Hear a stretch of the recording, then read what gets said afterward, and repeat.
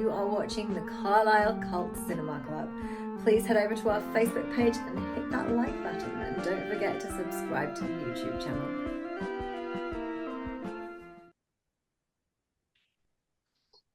Good evening, ladies and gentlemen. It's me, PD, back with another Carlisle Cult Cinema Club Presents. And today it's my great pleasure to be presenting the writer of one of my cult favourite movies. I've probably watched this film every year since it was released.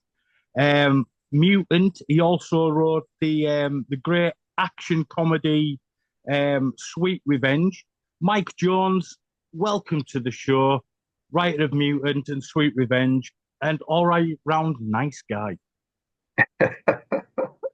Well, thank you very much. I'm glad to be here. Well, hey, look, as I say, Mutant's been a favourite for a very long time. How comes you've only wrote 2 films? Because they weren't, other ones weren't bought. Right. Fair dues. Trust me, we tried. We tried.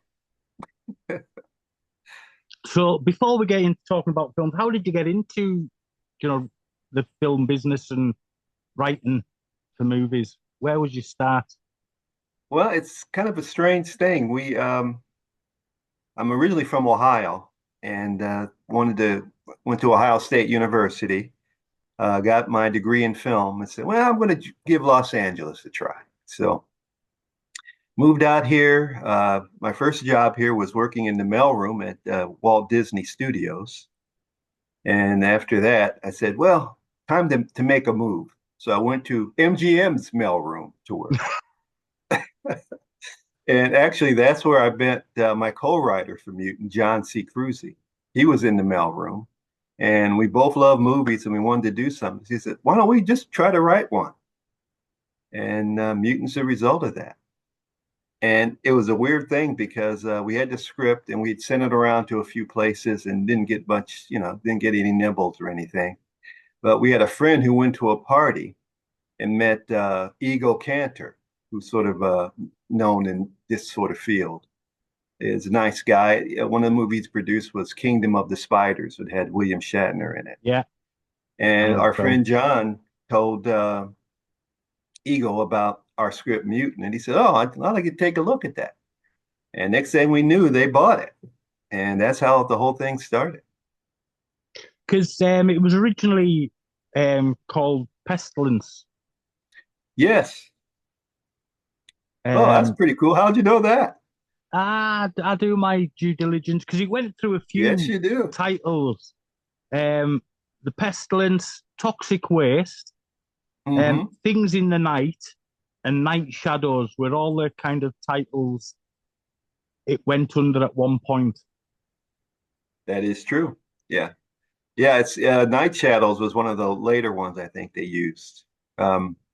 It's interesting because it sort of changed. The basic bones are still the same. We had the 2 brothers coming to town, but in our version, it was a mining town that was sort of on the verge of dying. And that's why this company was dumping all the stuff there, because nobody lived there anyway. They didn't care. So it kind of does mention the mines a little bit in the film still. Right. And they do still in the one shot at the end that he showed them throwing stuff down a hole in the ground, which I guess is supposed to be a mine. Yeah. Yeah. So that stuff still stayed the same. But the big change was the brother who died was going to be the hero of the film, not the Wings character. Because we said, the big strong guy is always the hero in these movies. Why don't we use the other guy to be the hero for once? So, but once they hired Wings Hauser, all that went out the window. So he's going to be the hero of the film.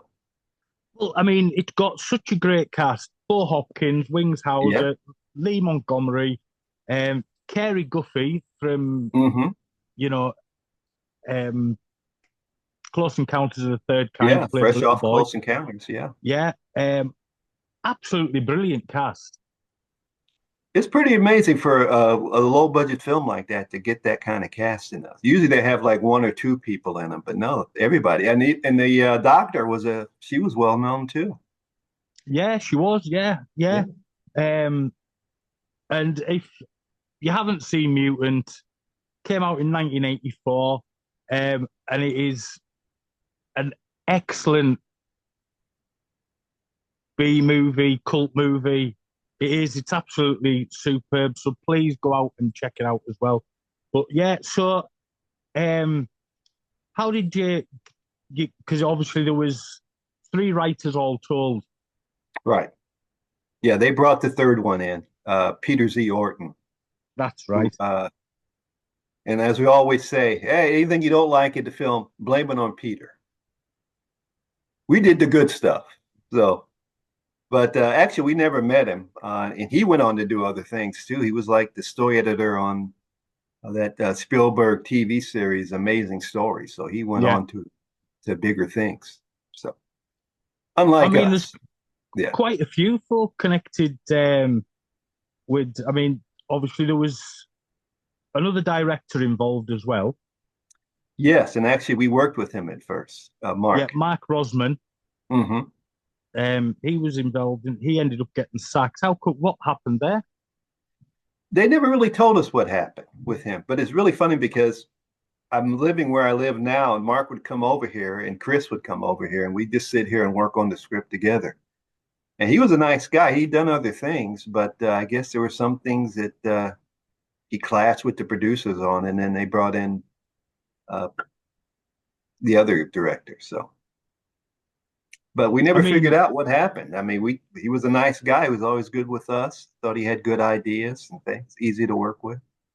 well, he went on to do a lot of work with Disney and things. Yes, he did. Um, and obviously Bud Cardos, he'd done loads Oh, of stuff. You know what I sure. mean? And then it's got a great score as well by It does. Mr. Band. I can't think of his first name because I always get him mixed up Right, with his Richard son, Band. Richard Band. That's right. Yeah, I And it still has play its. that thing on occasion. I'm still very fond of that score. I I've love movie scores anyway. So, That's. I mean, I've got the score myself on vinyl. mhm. It's just superb. So how did you come up with the idea? We just played around with stuff we liked. I mean, I don't know if there was any like one thing that hit it. We said, I'm trying to think if zombie things were sort of going on at that time. That might have been part of it, but it was just playing around. I mean, we both loved horror films and we knew a lot about them, and we just sort of bounced around until we got something we liked. There I wasn't mean, any horror like films light bulb moment where we said, Eureka, this is it. But we just, yeah. because I love the creature design because they were kind of zombies, stroke vampires. Hmm. Um, and there's some excellent creepy shots in it as well. Well, Bud Cardos, he's an old pro. He knows how to put those things on film. So yeah, So he did. No, no, go ahead. no, no. So you've had the kind of brothers dynamic going on, but you've had it twisted round the other way. What else Right. was in the story that got removed Let's or see. changed?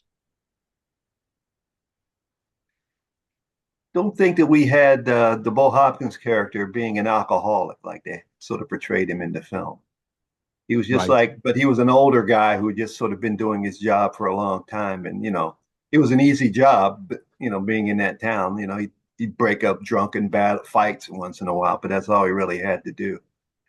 But they added that, he's probably drunk when he shot that kid. That's one of our least favorite lines that we, from the movie that we always make fun of when we talk about it. So stuff like that. I mean, it there wasn't a whole lot of major changes. I think a lot of it was just dialogue Yeah. changes. Yeah. Because, yeah, as I say, I remember seeing it. And then obviously in the UK, it had a sequel in name only, Mm. Oh, really? Mut Mutant 2, Uh-huh. um, starring Dennis Christopher. And that's also, in America, it's called Alien Predator. Oh, okay. Oh yeah, that's true. I have heard about that. And that Nightmare at Noon too.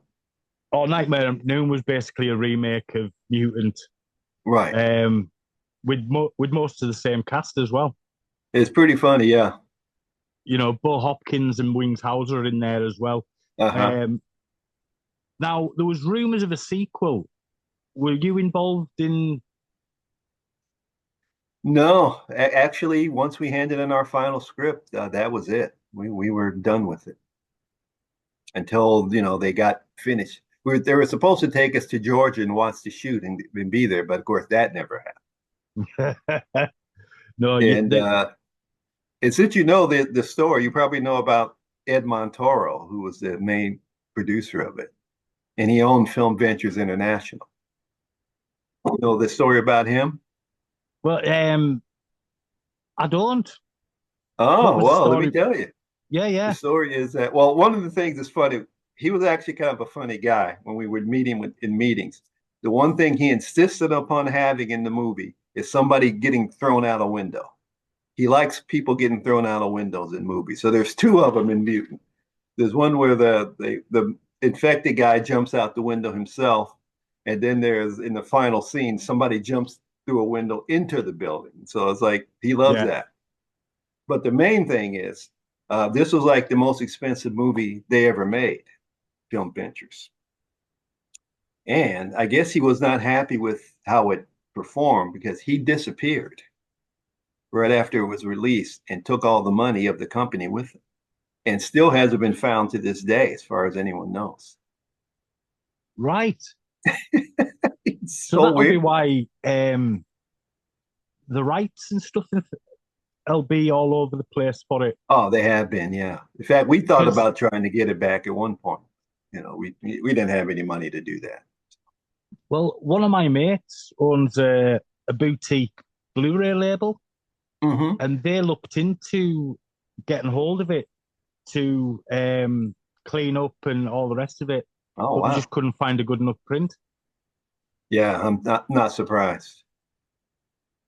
Just couldn't find a good enough print to go for it. And Mhm. my mate was a bit gutted, and I'd suggested it as well to them. So I was gutted. Oh, that's too bad. I'm sorry they couldn't do that. I mean, I do have it on the Code Red Blu-ray Hmm. because Code Red released it. Oh God, nearly 10 years ago now, I think, on Blu-ray. Oh, could be. Yeah, I got one recently that says it's Blu-ray. Well, it's not really Blu-ray, but they said it's sort of Blu-ray. Yeah, but I've got many different. I've got a version where it's called Night Shadows. I think that's German. Oh, yes. Uh-huh. So, but I've got quite a few different ones. Um, Yeah, one of our fondest memories is that both we just had our baby, my wife and I, back when the movie was done. And they actually had a poster on Sunset Boulevard, a big giant poster. Yeah, we thought that was great. We stood underneath it and had our pictures taken underneath it. I mean, that was a big, that was pretty exciting for us back then. I did radio interviews back then, and for some reason they had us doing the media on it. And even though we sort of weren't connected with the movie after we handed the script in, but it was fun. That was a fun time. yeah, I mean, as I say, it's a big favorite of mine, and which I keep mentioning. Well, Have you seen and Nightmare at Noon? yeah, and it's funny too because there was a young guy on who was on YouTube, and he did like an hour sort of review of it and was just going through every scene of it, and it was kind of funny. And he actually talked to us about it too a little bit, Chris and I. So Oh, people that's good. who like it really like it. Yeah. And I was happy that they did it on that show. So bad it's good because they sort of treated it. I mean, they treated it well as opposed to Riff Tracks, who did a thing on it, and they just sort of made fun of it the whole time through. So that wasn't as much fun to watch. It's Yeah. so bad because it was funny for them to discover there was actually a good movie as opposed to what they usually watch. So I Oh, I really mean, enjoyed watching it. it is. It's It's an excellent film. I keep saying it, but yeah, as I say, I can remember my dad hiring it on VHS as a kid. I'll have been 11, 10, 11 year old. Oh, nuts. So it came straight over to us in 1984. So yeah, I'll have been 10 possibly. Um, and I can remember seeing it. I just thought it was excellent. There was some really nice creepy bits in it. Hmm. And I bought it from the VHS shop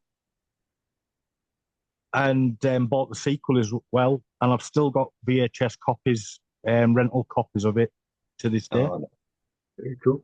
And I've watched it again today just to so I'm sharp while talking to you tonight.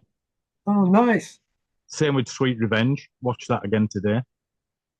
Yeah, we're not quite as fond of that one. I'll tell you about that later. Yeah. Yeah, we'll get on to that.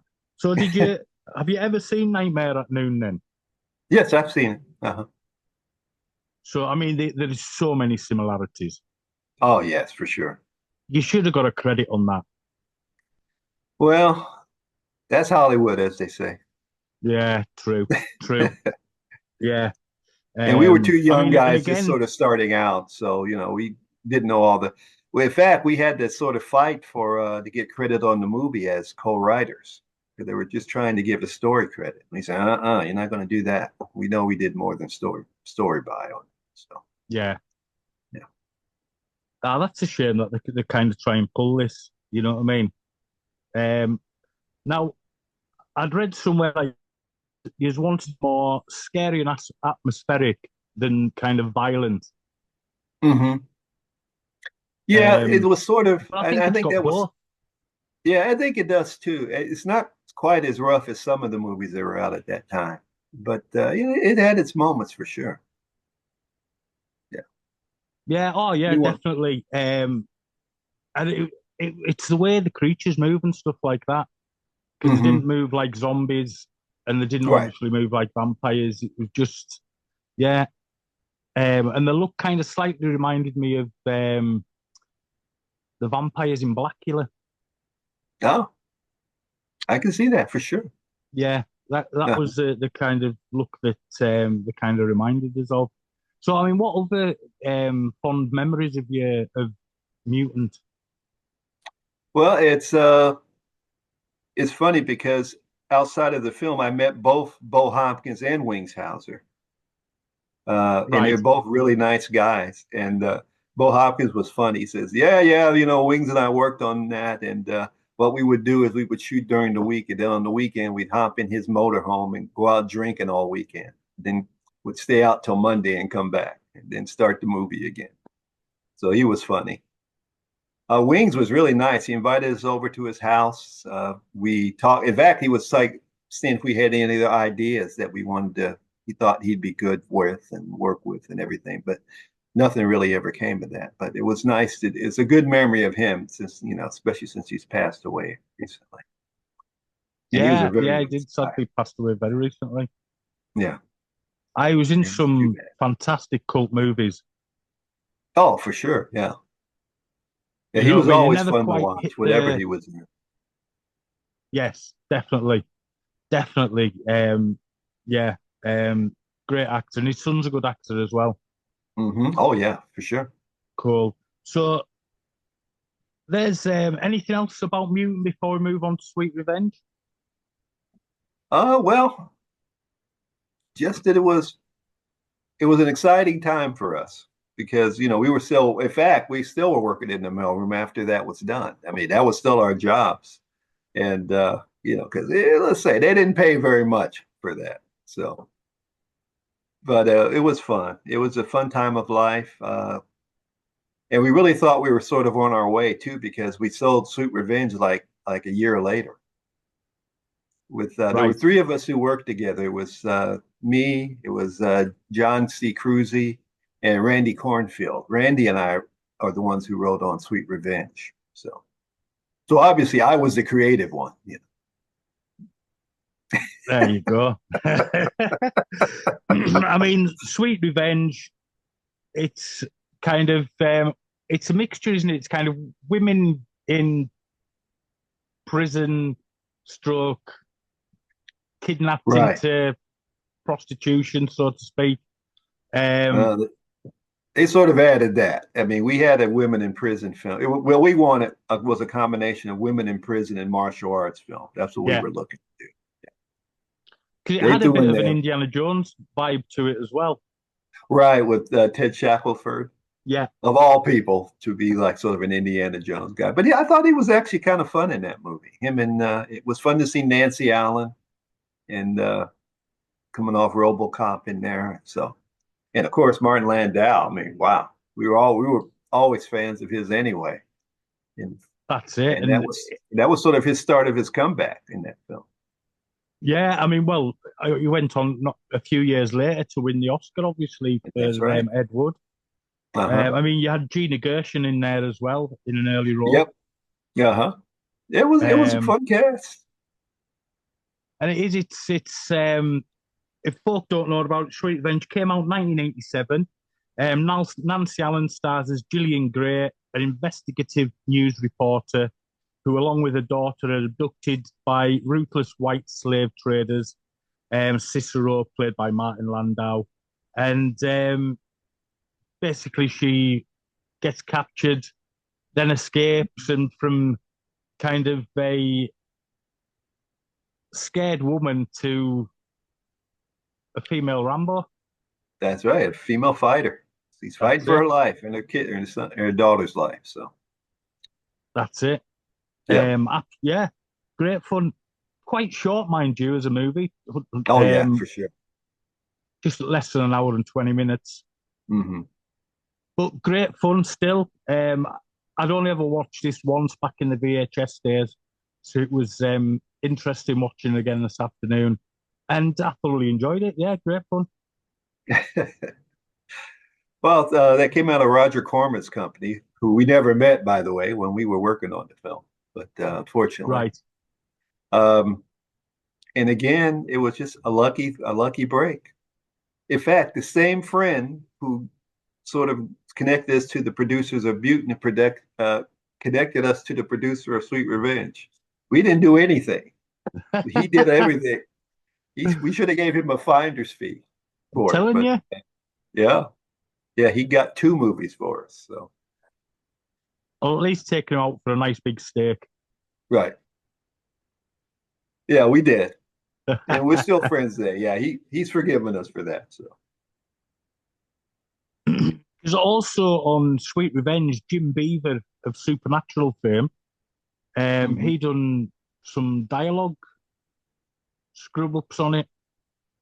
Right, yeah, it we had even sort of less involvement with that one than we did with Mute, Right, if that's possible. Yeah, we definitely just sort of handed the script in, and that was it. I mean, and that one was rewritten a lot.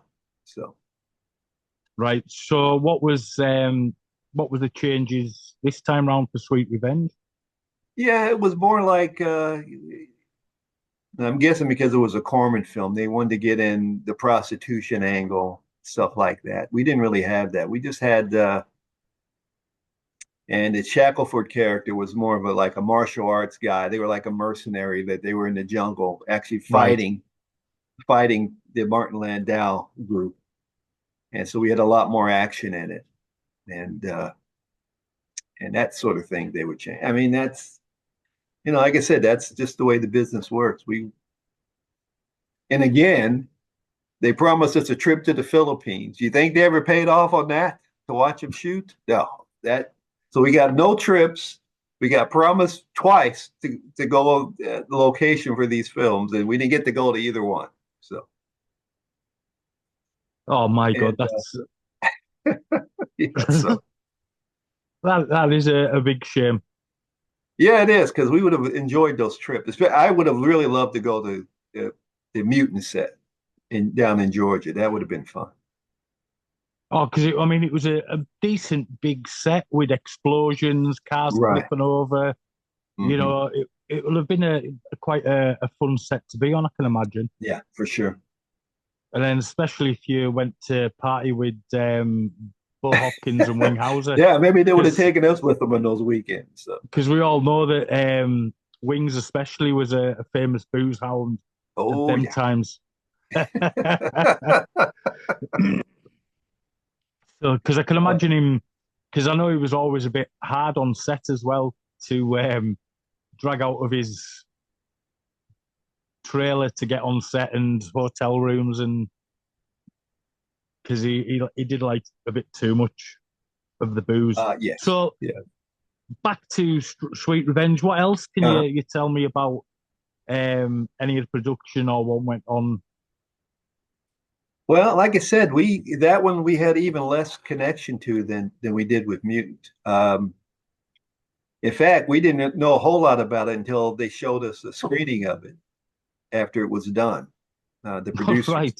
Yeah, and that's what. And the fun thing about that is Martin Landau came, and we were sort of too starstruck to say anything to him, but it was fun to see him, off set. Yeah. Like I said, we really didn't know what to expect. We knew they changed it a lot from what we had given them, but like I said, I was happy that with the cast they had. I was kind of surprised they were getting all the people they got for that. Yeah. The action was, I thought the action was pretty good, but wasn't real happy with the way it was sort of set up. That was sort of different than what we had, as I recall. That has been a long time. I haven't seen that one in years, so I have to check that again. Right. I got a copy somewhere here, but I got to check that out again. Yeah, as I say, I can remember hiring it when it came out because just Nancy Allen will have been flying high from RoboCop at the time, so that'll be why that was hired. And then watching it again, it kind of sparked off a few memories, and I thoroughly enjoyed it. It's. I should have done what you did. I should have watched both of these before we talked. I'm trying to come up with memories. Memories of back then. Whoever I'm interviewing, I always go through their careers and rewatch some of the movies that I know I'm gonna be talking about. So I can write little things down as well from the film, and Well, that's because you're a pro. Well, I wouldn't go that far. Well, no, I would. I've seen your other podcasts. I'd say that. Oh, thank you very much for watching my show. That's really appreciative. So, I mean, obviously you've done them two films, and what kind of happened after that? What were you working as, and is it just, I suppose in Hollywood it's just pure luck getting your stuff out there? Yeah, it was. I mean, we didn't sort of get the bump we were hoping to get out of these movies, and because they're sort of low budget, smaller movies, it's not going to happen. We did hustle. I mean, I will tell you a funny story about Sweet Revenge. We sold it to Roger Corman's company. A week later or so, Motown said they were interested in it to make a movie out of it. And it was too late. We couldn't get it back. We tried. Oh. That would have been a big movie. And they probably would have done it the right way as opposed to sort of what the Corman thing did. Yeah, because at the time, the Motown had been coming off the back of The Last Dragon. Yep. Which was a big hit for them, which is excellent, which is another I watch often. Yeah, that was fun. I always enjoyed that movie too. So the thought that a week early, if we had held out a week, we might have got a better deal out of it and better film out of it too. So, mind you, like I said, that's the way it works. That's the way Hollywood goes. Mind you, you can't knock Roger Corman. Oh, no. Well, I'm not sure how much Roger had to do with this one as opposed to the producer was Brad Cravoy. That's who we had met with. He worked for Roger. So, we never, like I said, we never got to meet Roger Corman, even though we're going to have you meet him soon. And we never did, of course. But it's just, like I said, that's just the way. We're happy that we got two movies done because, not a lot of people get even that much done. So we're proud of that. But we wish we could have continued on from there. and it just didn't work out. We wrote other scripts and tried to get other things going. We had agents and stuff, and they would send our stuff out, but it just didn't happen. We liked action, we liked horror, we liked we didn't do romantic comedies, we didn't do that kind of film. So Yeah. And usually it's horror that sells, always. Horror sells quite well. right. And it's saved so many studios over the years as well. Oh, that's for sure. Yeah. You know what I mean? And people forget that. You know, Universal and the likes of wouldn't be here if it wasn't for horror, Wouldn't be here today. That's right. you know. And especially in the 80s when there was so much creativity Hmm. going on, as well as mountains and mountains of cocaine. Um, Well, yeah, that didn't hit us, unfortunately. We were in the low rent area. We couldn't afford that kind of lifestyle. so what show did you continue working within the film industry? Yeah, I'm still in it. In fact, I'm a manager in the story department at Disney right now. Well, actually, I work for Fox, and then Disney bought Fox, Yeah. and so now I'm a Disney Fox employee. And And how's that? yeah, it's not bad. It's nice. It's I can still see all the scripts I want to see, and but basically what I do is work with the story analysts. They're the ones who thankfully read all the scripts that come in, and I just sort of hand them out to them, that kind of stuff. So yeah, so in my 70s now, so it's like it's an easy job. I get to work at home, which is great, and they've been nice to me. They've been great, actually. Oh well, that's all you can ask. Has there been any scripts that have you've come across and you've thought to yourself, oh, that's going to be, and then it's become,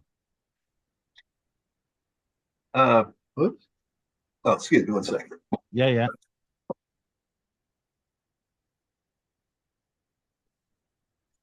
Uh, a little dog just turned the fan on for some reason. I don't know how he did that. Yeah, I see. In fact, but there's so many. I got to be honest with you. I don't hardly read them. I'll read the synopses that the analysts produce, but Yeah. these days because there's just too many of them to do.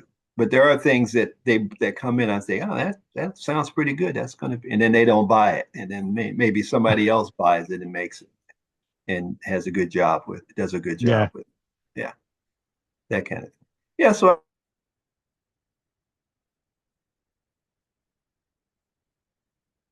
Hello? Oh no, Mike's frozen. Arness was the star of, which was fun. Sorry, Did what that was that, for a Mike? while. Because you froze there. Oh, you okay? Yeah, yeah. No, Oh, it you says it's. froze. What were you saying there, Mike? Sorry. Oh, it says something about my. Oh, there we go. Um, yeah, I worked on a TV show called McLean's Law that James Arness was the star of. All right, And yeah. that was a fun show. I enjoyed doing that. And basically, I just been sort of doing office work, bouncing around. I worked at MGM for a while, and I worked at my first job was Disney. Then I went to MGM. Then I worked for like a pay-per-view company, and I was like reviewing movies for them. And then I got a job at Fox, and now I'm still here. So that's sort of been the arc of my career so far. Hey, you've wrote two cracking films. Mutant especially is as I Yes. say, got lots of love for that movie. It is a guilty pleasure, as Oh, folk good. would call it. And I've made many of my mates watch it over the years as well. Oh, good deal. So you've Well, had that makes me quite a feel good, good because it always makes me feel a lot like we actually did something when people say they liked it and they still like it and still talk about it today. And it's a long time ago now. and I've even mentioned it on my radio show as well. So, nice. Did I find a trailer, a TV trailer or something and play it? I think I played either a radio spot or a TV spot on the radio show. Uh-huh. for it. Yeah, I really like 'Cause- the first TV sort of teaser they did. And they showed it on MTV here. right. And let's see. There is a law of nature. To survive, you must adapt. To adapt, you must be different. To be different, you must change from what you are into something else. Mankind's deadliest threat will not come from the skies. Mutant. Brilliant. I Absolutely still remember fantastic. that trailer. I love that trailer. That's fantastic. And it's such a great fun film, with a fun cast as well. Yes. And you can see that they're just enjoying it. Oh, yes. Yeah, And they're all having a good time. and from what you've told me, when you met them, they enjoyed filming it and they had a good laugh Yes. themselves. Mhm. So I mean, that's absolutely fantastic. Can't beat that. That's right. You know what I mean? But I think we've covered everything, Mike, and you've been an absolute gent because we've been talking for months and months and months since before Christmas. I've been badgering Yes. Mike to come on the show, just to my little connection to Mutant. And no, thank you so much, Mike, for coming on the show. You've been Oh, an thanks for absolute having me. Believe me, gent. it's my pleasure. I'm enjoying it. Oh, you've been an absolute gent. And yeah, I people go and watch both of these films. Mutant's actually on Amazon Prime. Didn't know that. Yeah, yeah, it's on Amazon Prime. I've noticed today. Oh, good deal. Okay. So get yourself on Amazon Prime and watch Mutant, or it might be down as Night Shadows wherever you live, wherever you're watching this. I don't know. And then find Sweet Revenge, which I had to track down and download. But it might be on YouTube because a lot of these Yeah, films turn up I on think it YouTube. is. I think I did see it there. Yeah, it's hard. It's much harder to find, which I'm kind of surprised that they haven't. They never really released it on like Blu-ray or something. They just sort of disappeared. Yeah, it was kind of missing in action after VHS, really. Right. I'm not sure if it has got a DVD release, if I'm honest. Yeah, I don't But think it does. No. Like I no, look. Yeah. it's well worth checking out. As I say, Nancy Allen, Ted Shackelford, Martin Landau, Gina Gershon, and if you appreciate the female form, Gina Gershon does get her lovely bosoms out. So there you go, Yes, she folks. Which should make a lot of the gents who probably watch my show, I don't know, happy when they see Sweet Revenge. Mind you, Gina Gershon's done that in quite a few films as well. But no, it's got a great cast. Definitely worth watching. All I can say is thanks for coming on and chatting about your two films, Mike. It's been an absolute honour having you on the show. Oh, thank you. Mine too. And this will probably go out next Friday. Okay. Make me look good. Well, you know, it's what we see here. You know what I mean? You're a handsome bloke. I'm just ugly and hairy. You know, it's got to be done. You know what I mean? If they're tuning in to look at me, then my God, I do wonder sometimes because I'm like a Sasquatch. But no, thank you so much for being here. I wish Mike. I could grow a beard or a mustache. I can't grow anything. This is it. Oh, this is only 2 weeks growth. Oh, wow. No, it isn't. It isn't. It isn't. But I can grow quite a big beard in a couple of weeks, to be fair. Nice. I'm a hairy monster. But no, thanks, Mike. We'll keep in touch, and I'll let you know when this is going up. Okay. And we'll take it from there. But no, thanks for coming on the show, Mike. It's been an absolute pleasure. I appreciate it. Thanks for having me. Anytime. Alrighty. Bye-bye. Bye. Hi, I'm Ryan Kruger. I'm the director of Fry Barry in Street Trash. This is Barry. You also may know him as 2-Bit in Street Trash. You're watching the Carlisle Cult Cinema Club. Subscribe and like Facebook social media pages. PD. As a cop looking for a killer, 10 to midnight. He's one angry man with someone to protect. Forget what's legal, do what's right. 10 to midnight. After all the evidence is in, he'll reach his own verdict and execute the sentence by the deadline. PD. 10 to midnight. From Canon Releasing. Rated R. No one under 17 admitted without parent or guardian.